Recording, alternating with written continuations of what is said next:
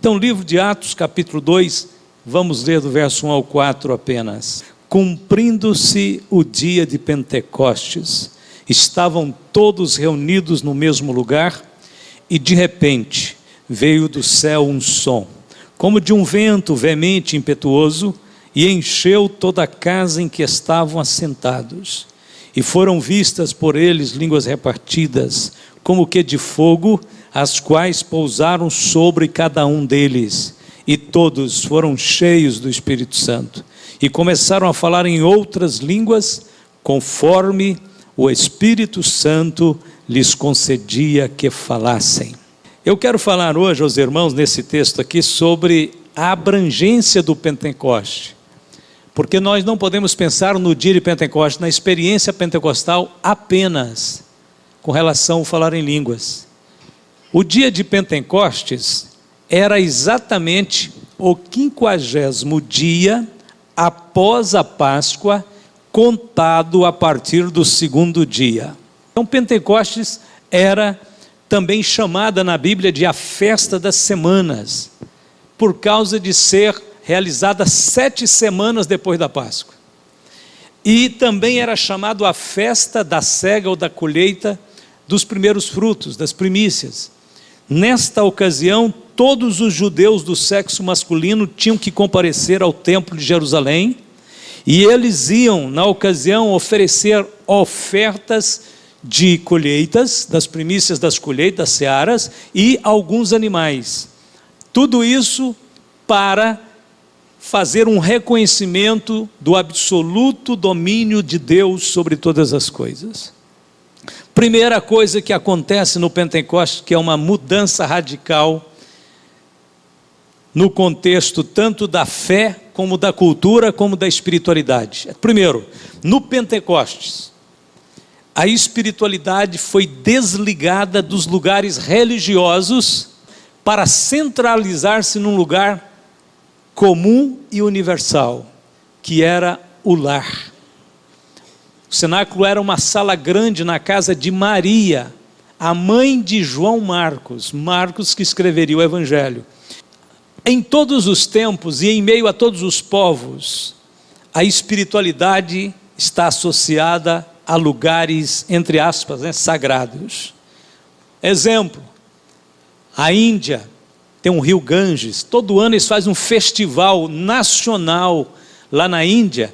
Todo ano tem acidentes horríveis, é ponte que cai, é gente que atropela o outro, só para molhar o pé na água do rio Ganges, porque eles creem que o rio Ganges é um lugar sagrado. Meca, a capital sagrada do islamismo, também tem pisoteamento nessa Meca, vai mais de 2 milhões de pessoas para uma cidade que não é tão grande, Meca.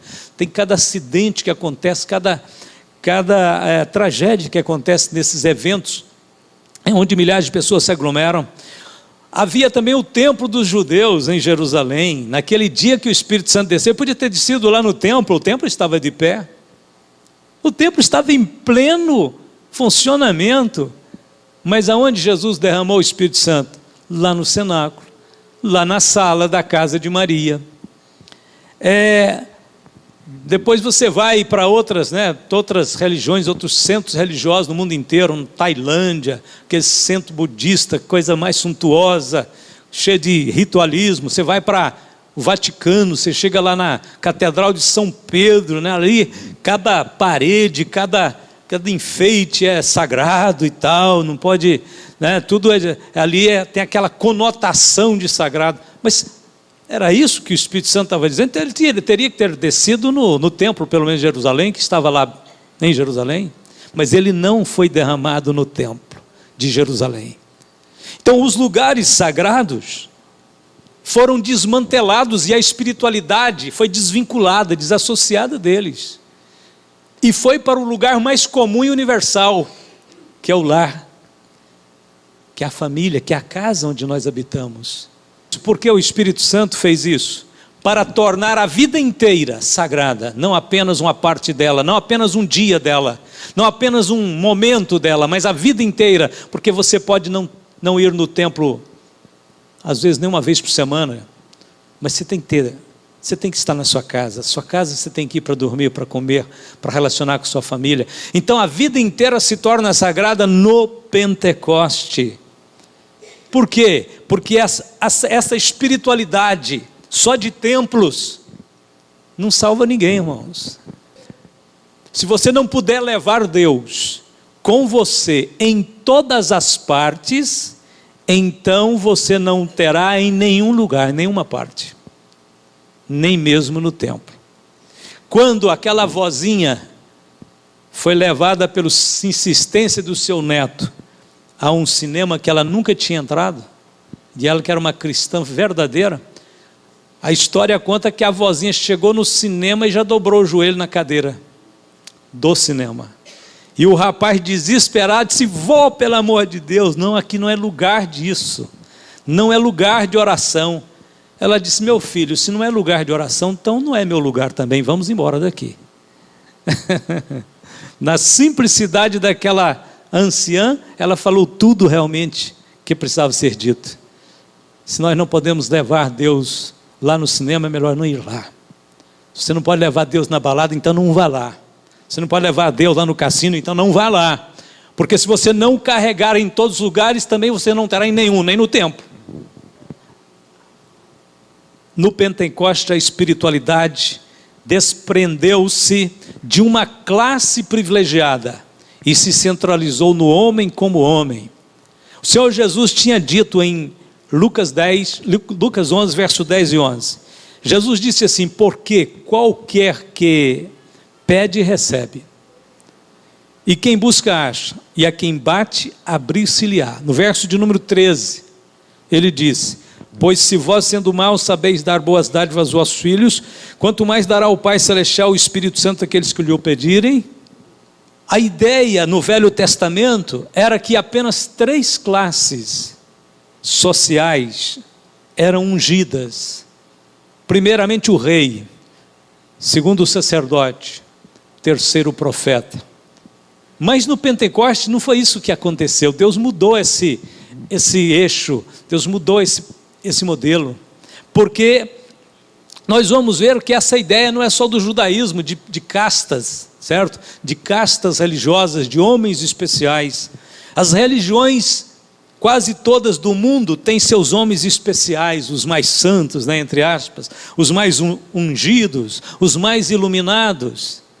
Mas Deus não quer que ninguém pense que na sua igreja tem alguém que é mais ungido, é mais iluminado. A unção é acessível a todos igualmente.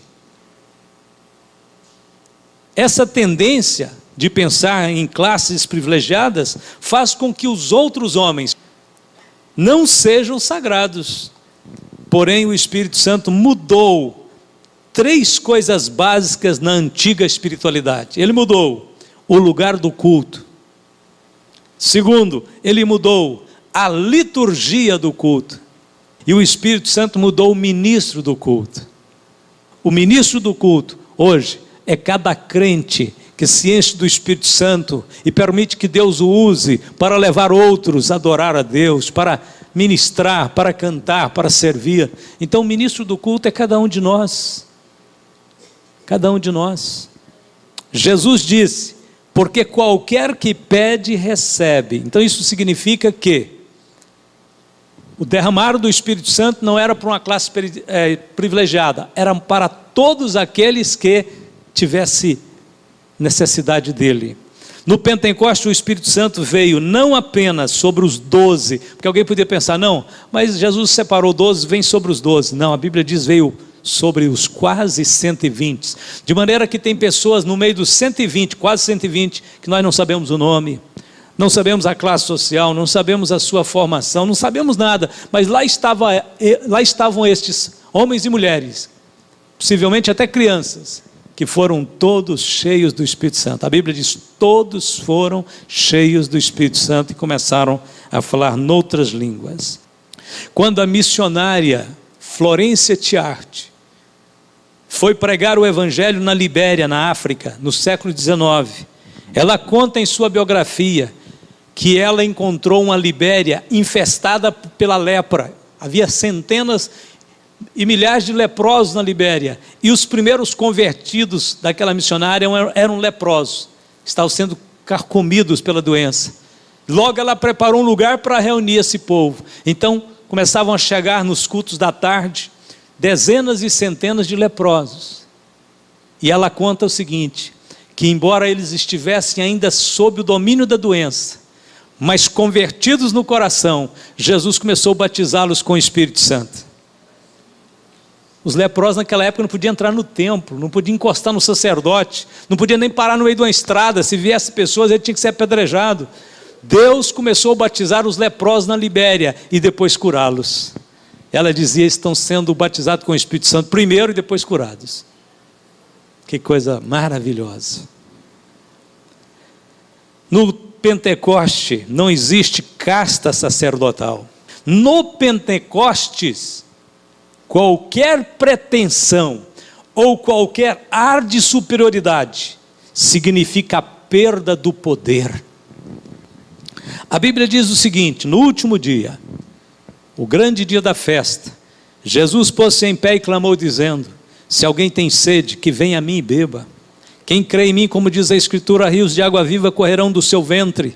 E isso disse ele do Espírito, que haviam de receber os que nele crescem, porque o Espírito Santo ainda não fora dado, por ainda Jesus não ter sido glorificado. João capítulo 7, 37 a 39.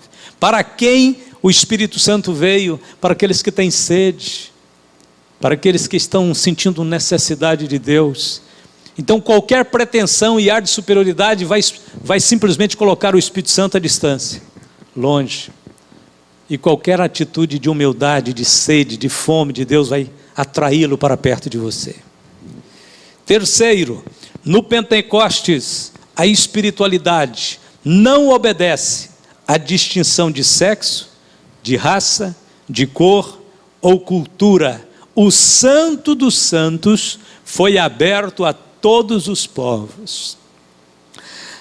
Atos 1,14, todos estes perseveravam unanimemente em oração e súplicas, com as mulheres e Maria, mãe de Jesus, e com seus irmãos. Lá estava todo mundo, lá estavam as mulheres, lá estavam os discípulos, lá estavam os que seguiam a Jesus. Não havia distinção, não havia distinção absolutamente. Os judeus, irmãos, vocês terem uma noção da cultura do Novo Testamento, da época que Jesus implanta o reino de Deus aqui na terra, com a pregação do Evangelho, os judeus daquele tempo davam graças diariamente por não terem nascido gentio, leproso ou mulher. Olha a situação, como a mulher estava com um conceito baixíssimo na mentalidade judaica daqueles dias. Não era só na mentalidade judaica não, na mentalidade de quase todos os orientais, povos do Oriente. Os judeus andavam de cabeça baixa na rua para não ver uma mulher. Eles diziam que era preferível queimar um pergaminho da lei do que dar para uma mulher ler. E eles nunca falavam com a mulher em público.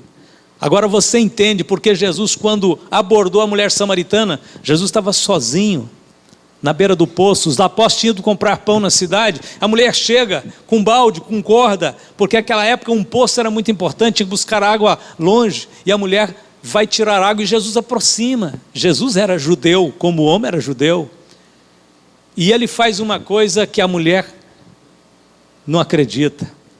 Ele chega e diz, mulher, dá-me água. Número 1, judeu não conversava com mulher, Jesus está conversando com a mulher. Número 2, judeus não dão atenção nenhuma para a mulher em público, Jesus está abordando ela. Terceiro, judeus preferiam morrer de sede do que receber da mão de um gentio um copo d'água. Por isso que a mulher disse, o quê? Como sendo o senhor judeu me pede água? A admiração da mulher é porque era inadmissível na mente da samaritana, que era uma gentílica, que algum judeu, algum dia, pedisse algum favor para ela. Jesus está pedindo, dá-me de beber dessa água. E assim o Senhor faz uma ponte, porque ali foi uma quebra total de aspectos culturais, espirituais, religiosos. Quando os apóstolos chegam, a Bíblia diz que eles admiraram que ele estivesse conversando com a mulher. Então os apóstolos tinham uma carga ainda bastante forte de preconceito, muito grande. Claro, ia sair lentamente, mas era muito difícil sair de uma vez. Então o Senhor Jesus já tinha preparado o terreno. Aquela mulher, a mulher samaritana, Jesus faz uma grande obra na vida dela, dá para ela realmente a água da vida, manda ela ir na cidade anunciar que ele tinha chegado. A mulher vai e traz muita gente para ver Jesus. Jesus estava preparando o ambiente, tornou a mulher útil, fez dela um meio, uma intermediação entre ele e a cidade, salvou ela, perdoou aquela mulher. O derramamento do Espírito Santo veio exatamente sobre grupos indiscriminados. No hinduísmo, não só no judaísmo, no hinduísmo e no budismo, as mulheres não podem ser salvas, não podem ser testemunhas num tribunal. E se elas quiserem provar a submissão, devem beber a água do banho do esposo. Você acredita nisso? Jesus mudou isso, o Pentecoste mudou tudo isso. Lá estava Maria, lá estava outra Maria, lá estava Joana, lá estava aquela porção de mulher, tudo falando em línguas, cheio do Espírito Santo, profetizando. Deus deu a devida dignidade às mulheres, enchendo-as do Espírito Santo. E quarto pensamento, no Pentecoste não existe idade privilegiada. Deus uniu a experiência do velho com o vigor do jovem. O judaísmo sempre esteve na mão de pessoas velhas, idosas, os anciãos. Não obstante, olha bem, não obstante a história bíblica demonstrar que Deus sempre confiou nos jovens, sempre chamou jovens para compartilhar do seu poder, do seu reino. Mas o judaísmo era essencialmente uma religião dominada por anciãos, idosos. Mas olha a história bíblica. Você sabia que Samuel, quando Deus começou a dar visões para Samuel, ele tinha no máximo 5 anos de idade? Quando o Senhor começou a dar sonhos proféticos para José, ele tinha 17 anos de idade. Quando Davi foi ungido rei de Israel, ele não tinha mais que 16 anos de idade. Quando Eliseu foi chamado pelo profeta Elias para o ministério profético, Eliseu era bem jovem, talvez não tivesse a maioridade nossa aqui, 18 anos. Você sabia que Jeremias era praticamente um adolescente quando Deus o vocacionou para o ministério profético? Ele chega a dizer, sou uma criança, não sei falar. Na realidade ele era bem novo, muito jovem. Você sabia que Daniel tinha cerca de 14 anos, quando foi levado para a Babilônia, para se tornar o mais importante homem daquele reino? Você sabia que João, o apóstolo João, não tinha mais que 25 anos, quando Jesus o chamou para ser apóstolo? No Pentecostes, Deus estabelece que há lugar para todas as idades no reino e na obra e no ministério. E nos últimos dias acontecerá, diz Deus, que do meu Espírito derramarei sobre toda a carne, e os vossos filhos e as vossas filhas profetizarão. Os vossos jovens terão visões, e os vossos velhos sonharão sonhos. Atos 2,17. No projeto do Pentecoste, havia então lugar para os filhos, para os pais, para os avós, havia lugar para todas as idades. Pedro disse, porque a promessa vos diz respeito a vós, a vossos filhos e a todos que estão longe, e a tantos quanto Deus nosso Senhor chamar. Atos 2,39. E para encerrar, esse tempo de graça, que foi inaugurado no dia de Pentecoste, está em pleno curso hoje, no mundo, na história de Deus, na história do reino. Nós fomos privilegiados por Deus de viver nessa época. Nós fomos coroados, premiados por Deus para viver nessa época, irmão. Você pode ser cheio do Espírito Santo e Deus quer te encher. O Espírito Santo quer te dar plenitude de poder, de virtude, de revelação, de entendimento. Ah, mas eu sou velho demais. Os velhos sonharão sonhos, terão revelações. Os jovens terão visões. Esse tempo da graça de Deus, então, foi inaugurado do Pentecoste e vai perdurar até o dia do arrebatamento. Então, a última coisa que eu digo para os irmãos é que o Espírito Santo é o agente divino em toda essa dispensação, e é Ele quem está operando vida na nova criação de Deus, inclusive em nosso coração, em nossa vida, em nosso ser interior. É o Espírito Santo que opera a vida.